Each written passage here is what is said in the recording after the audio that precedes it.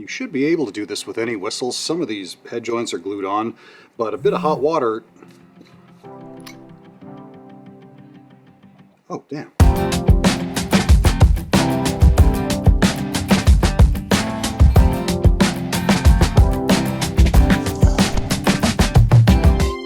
My new flute's ready.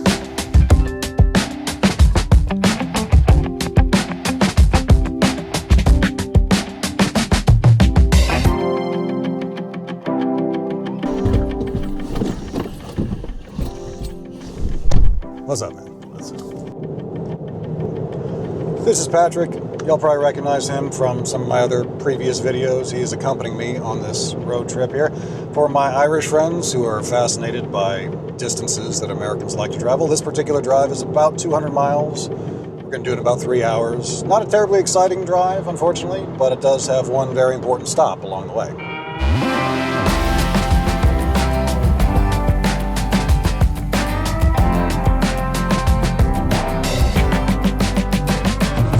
And away we go.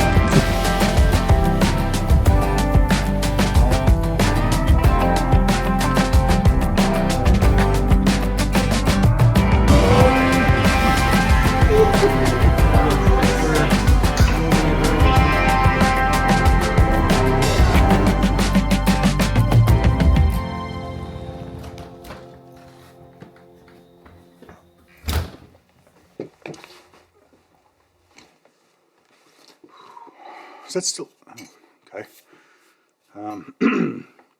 So if you can get the glue broken, it'll give you at least a little bit of a tunable range on the whistle. Would you all want to see the flute?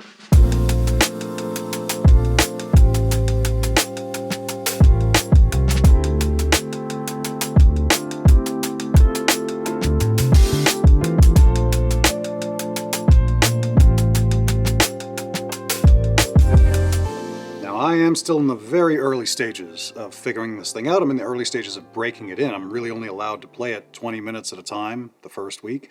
Mop it out, let it rest for a long time, let it dry out. Another 20 minutes. I'm into the 40-minute window now because this is week 2. Eventually it'll go to 60 minutes and then 80 minutes, and then about that time it should be kind of considered broken in. But all that to say, I haven't really done a whole lot with this yet, but I'm having a great time figuring out what it can do and adjusting my playing to make it really sing. Let's have a tune.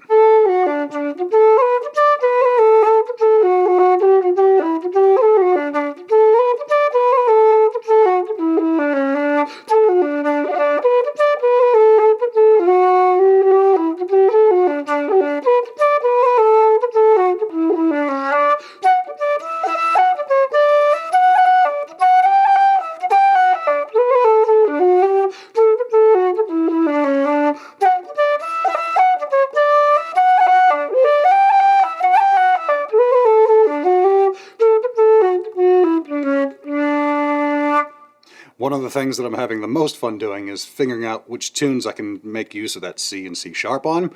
That one was called Kitty Lie Over, and that's the first time I've ever got to bounce that bottom C, or C sharp I should say. Pretty cool.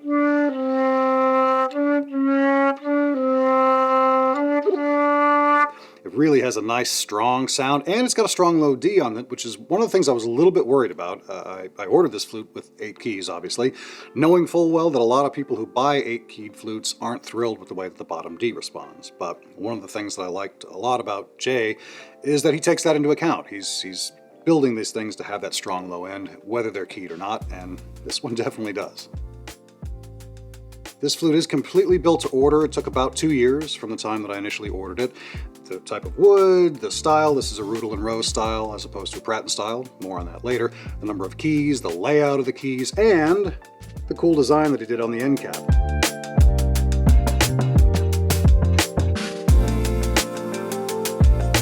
All of the silver work is all Jay Ham's work. Phenomenal stuff. The keys are like super responsive. It's a dream.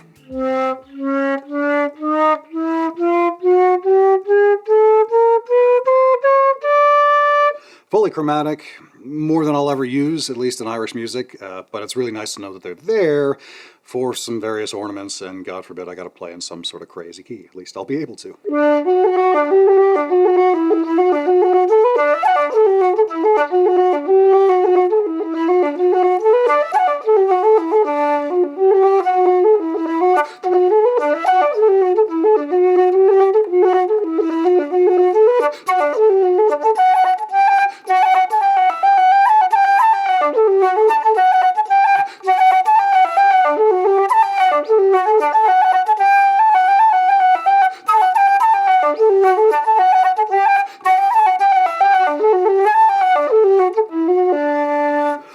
couple of things that I've noticed about the flute. Number one, the action that I get bouncing off of that bottom D and jumping between the second octaves is super crisp. It really just kind of barks out of there.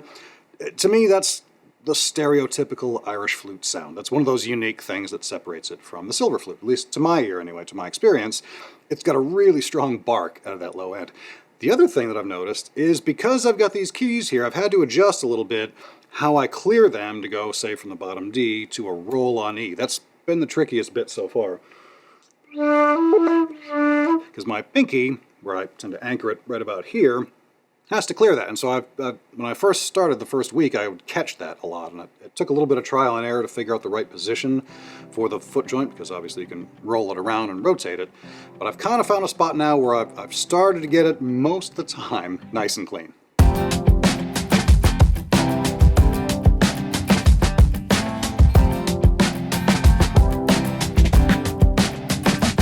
A little bit of backstory then on how this came to be and why I now have two really nice fully keyed flutes.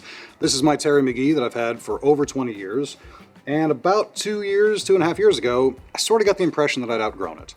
I just wasn't really improving to any particular point. It was still playing well, it was great, but I thought maybe if I get a new flute, I might be able to hit that next plateau. And after my experience with the Windward, it dawned on me that there are flutes that respond differently, and that one in particular made me pay more attention. Like I could get kind of lazy and sloppy with the McGee, and it would still work okay.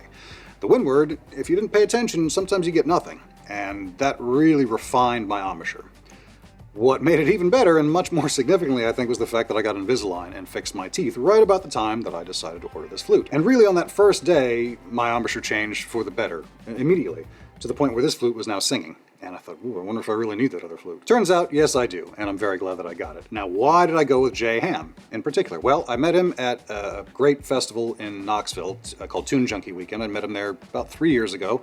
Got to chatting, got to see a couple of his new flutes, and was just blown away by the look and the sound of them, of course. So when I was considering buying a new flute, he was on the top of the list. And it was very convenient that he was close. I looked at a couple other folks who were significantly farther away with much more challenging travel times, and I really wanted to be able to try some of the instruments and get one that was exactly correct for me. And I want to do that in person.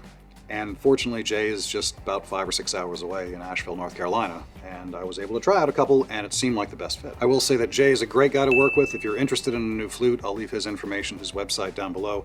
Super cool guy, didn't have to communicate a whole lot back and forth, but I made some rather goofy changes, like I changed the type of wood from kingwood to blackwood.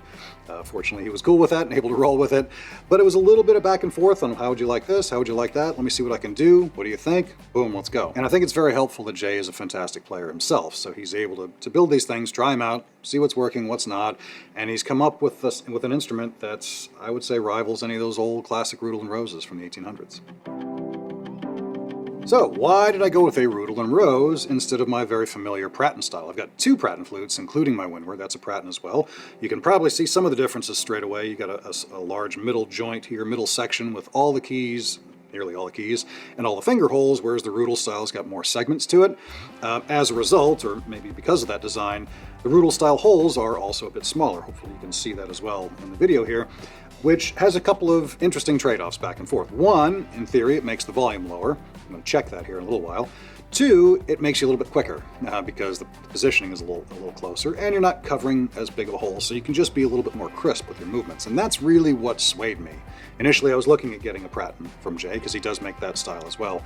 But he's a bit more known for the Rudall style. That's sort of his specialty, and I thought, maybe I'm of the age where I need to worry less about volume and more about precision. You might also notice, at least I did when I first put the thing together, how thick the wood is here on these joints, on these sections. I compare that to my McGee flute here, and you can see, at least at the end, I may as well keep it as much apples to apples. I don't know if we can compare this here or not. I've got flute sections all over the place here, but let's see. You can sort of see, hopefully, the diameter or the thickness of that wood. Much more sturdy, and it does make it a bit heavier. Not uncomfortably so, but noticeably. Sort of counting on that trade-off being much more durable. Not that these things are meant to be banged around at any means, but mine unfortunately did take a few lumps. And the fact that this is a little bit more sturdy gives me a bit of confidence. Positioning of the keys is a bit different. I'm used to my C natural key being a bit more of a closer reach. than the way it is here. I'm sort of just making that adjustment, and I sort of bounce off of the side using the side of my finger. Likewise, the G sharp, you can see the difference, much smaller of a key, which doesn't really matter, I guess. It doesn't matter the size of the key, but the fact that it's so much closer here, I can go, oh, wait, it's right there. And again, just a little bit of an adjustment. Neither good nor bad, just simply one of those things you got to keep in mind when you're switching instruments. Now, for the test that I'm most curious about here, I'm going to use this decibel-o-meter app, and I want to compare the volume between these two, because again, that's the thing that everybody says is different between the Pratten and the Rudall style, so let's find out.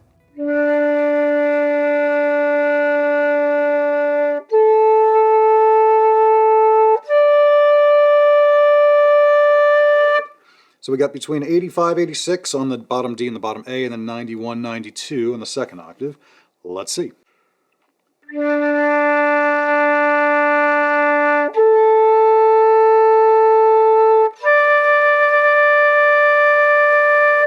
Interestingly enough, the bottom octave is louder, the second octave is quieter. Not sure what that means, but ultimately it's not a huge difference between the two. And when it comes to sessions, I'm far less concerned about being heard than I am about hearing other people and learning new tunes and stuff. So if it's a couple of points lower, I'm not too worried about that. Now my plan is to take this McGee flute back to Jay and have him do a lot of work on it. It needs, well, a lot of things. The ring is a little busted here. The keys could probably stand to be polished. All the pads probably need to be redone. The tuning slide's a little janky. So there's lots of stuff that needs to be cleaned up, but then that's going to become my backup flute. And pretty happy to have such a great backup. Now, what's going to happen to the Windward?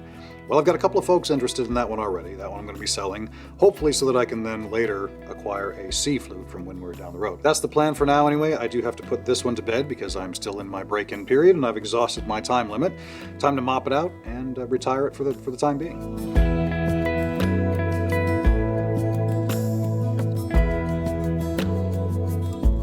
Nice and cozy. And that does lead me to this fantastic case that Jay also built. Look at the state of this wood here. How cool is that? I mean, the light should be catching this. It's just lovely. Really, really nice. Can't recommend him enough. An absolute pleasure to work with. A phenomenal musician and craftsman, and yeah, great whistle maker as well. So if you're interested in that, definitely check him out. I'll put his information down below. Thanks very much for watching, guys. See you all in the next one.